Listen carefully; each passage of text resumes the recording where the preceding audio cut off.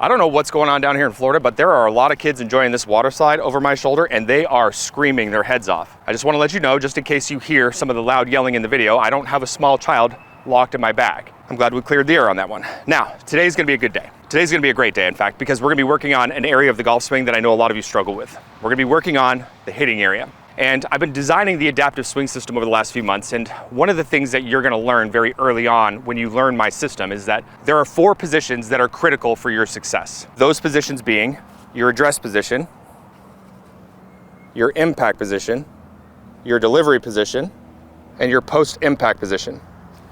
Now, you've probably heard me say it 1,000 times. I don't really care about positions in the golf swing. I care about how we move into and through positions. But if you think about what I just demonstrated there for you, those 4 positions all live where? Well, they all live in the hitting area. I have done an immense amount of video content on the release, and it's one of the areas in the golf swing that I find that I specialize in. Why do I specialize in it? Well, because I understand that every single one of you is going to be a little bit different, and how your wrists and your forearms work in the hitting area is always going to be a different combination of movements. One of the things that I've really kind of uncovered over the 22 years that I've taught this game and the 120,000+ virtual lessons that I've done is that if I can get people to get comfortable with those positions and create movement into and through those positions, then you're going to start building confidence because you're going to start hitting the golf ball better. And I know every single one of you at home watching this video quantifies your success with how you're hitting the golf ball and are your scores coming down. Those are the 2 metrics that matter the most. If I have you working on something that you're hitting the golf ball all over the place, then you're gonna lack confidence and you're gonna wonder what it is you're doing. Today, I'm gonna teach you a drill that's gonna get you connected to a position that you see of all of the best men and women in the world. It's gonna start by looking at the golf club and getting it set in that position. It's after impact.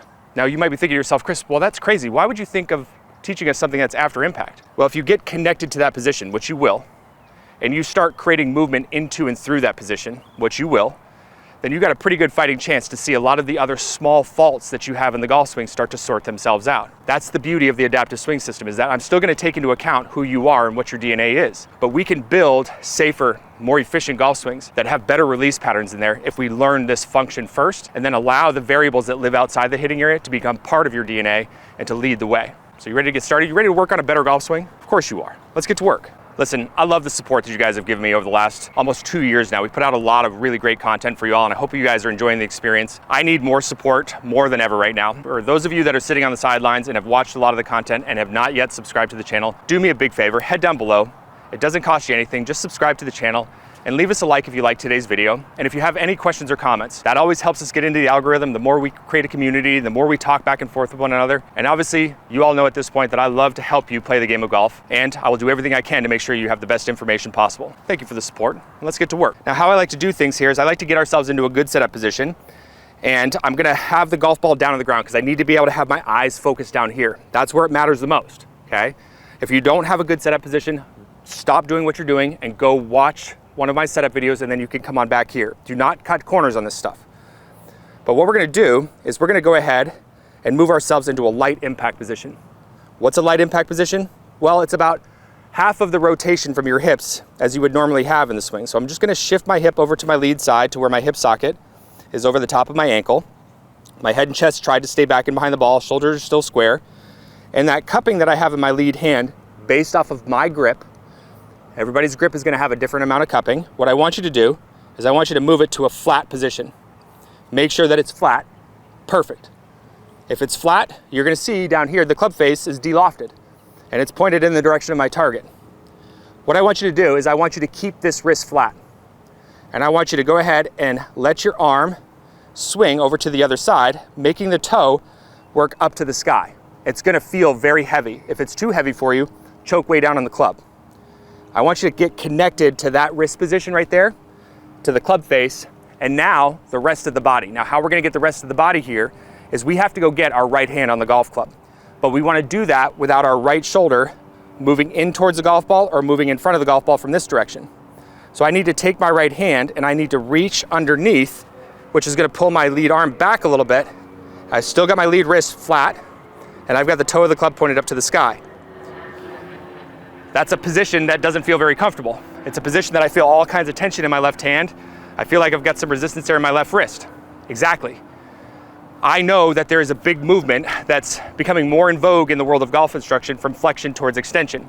It's a movement that should be happening as a result of all of the angular momentum coming out of the system and what you have for a grip and what your swing shape is like. You shouldn't be actively trying to make it happen to square the club face. You get what I'm saying? So we're gonna try to get our lead wrist to remain flat and get the toe of the club up to the sky, just like I demonstrated, before the club shaft is working up to a parallel position. So it's gonna be more or less forming a straight line down your lead arm, down the club shaft, just like you see here. So let's go ahead and demonstrate this, and I'm gonna walk you through the protocol. Get connected to that position by club face, lead wrist, and the body after that, and then start trying to make little small swings getting back to that. That's our roadmap. So let's go ahead and go through the protocol here. I've got my setup. I'm gonna shift my hips, open them up slightly. Lead wrist moves to a flat position. Now I'm gonna watch that toe of the club rotate up to the sky as my lead hand gets out. Okay, that looks like a perfect spot right there. I've got a straight line in the shaft. Now I'm gonna go get it. And I can feel lead wrist is flat. Club is toed up. Body feels like a position that I'm not used to. But now I'm gonna go ahead and make a little small swing back, and I'm gonna get back to that spot. I want you to have tension in your arms. I want you to have some grip pressure here as well, because you have to be in command of those movements. Do a little small swing back just outside your trail thigh and get right back to that spot. Don't worry about the nuts and bolts or the details of maybe something you've been working on. Maybe you've been working on work into the load line, or maybe you've been working on a trail wrist function going back. Do not let that distract you from making a little small swing and getting back to that position. The more you try to think outside of this position, you're gonna start making it harder for you to be able to create fluid movement. Remember what I said. The golf swing is not about positions, it's about movement, how we move into and through positions. Now I'm gonna start to kind of dial it in and start hitting some shots, okay? So light impact position, lead wrist flat, keep it flat. Okay?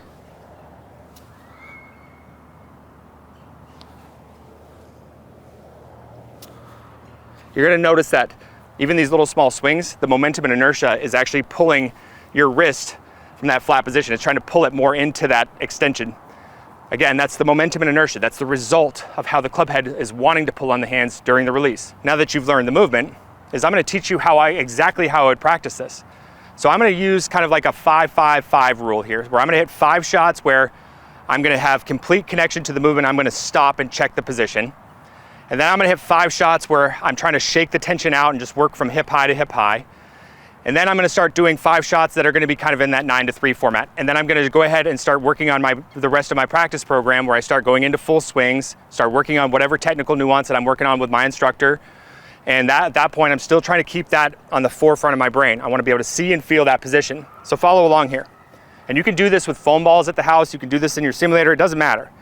So take your setup, both hands, light impact, lead wrist flat, keep it flat, rotate the toe up, okay? Make sure you're connected to that. Club, wrist, toe, all good here. All is good. Little small swing to get back to that spot. Yes, I have tension there to keep the wrist in a flat spot. Now I'm gonna do a rep where I hit a shot trying to get back to that spot. Okay, you can hear the contact, how good and solid that was. Okay, really, really good confidence to build in to your practice programs when you can hit it right out of the button of the face there. Okay, tension levels are gonna be a little bit elevated here because, again, you're trying to be in control of something that I always tell you to be out of control of. We're gonna get to that in step 2 here, okay?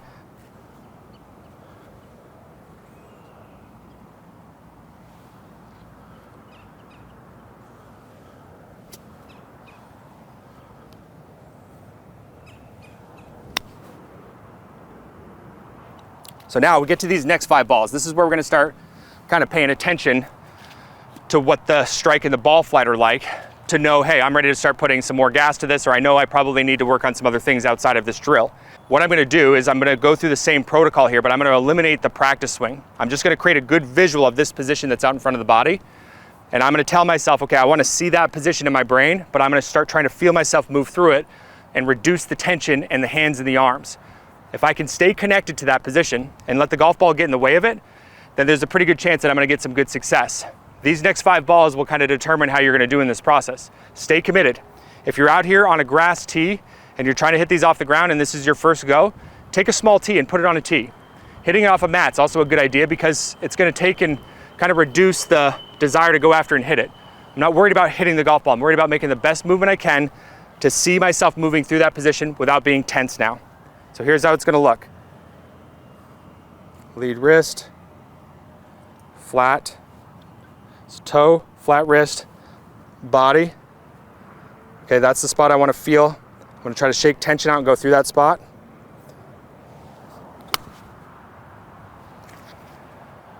Didn't hit the best shot, but I hit a good shot. I felt a little bit of squeeze in my forearms, a little bit more than I wanted. I'm definitely gonna work hard to stay focused on getting the tension out of the arms and the shoulders here. So, light impact, lead wrist flat, club face, wrist, body.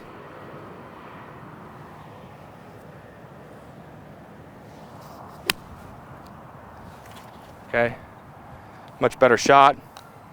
Set up, hips, lead wrist. I'm gonna keep the lead wrist flat, toes up, body. You can feel that spot.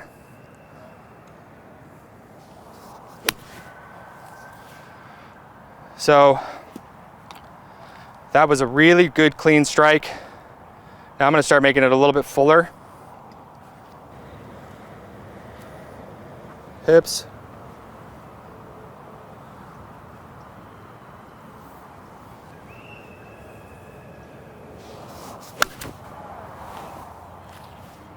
That was really good there.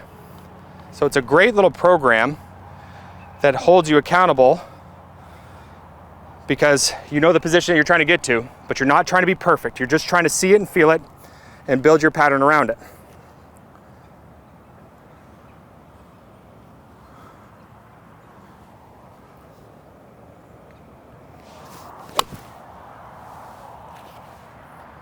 That was really good there. I might stay out here and practice all day. Hopefully you guys enjoyed today's video. Let's get out there and let's build better golf swings. Let's have good practice protocol and let's have some fun in the process. We'll see you guys in the next video.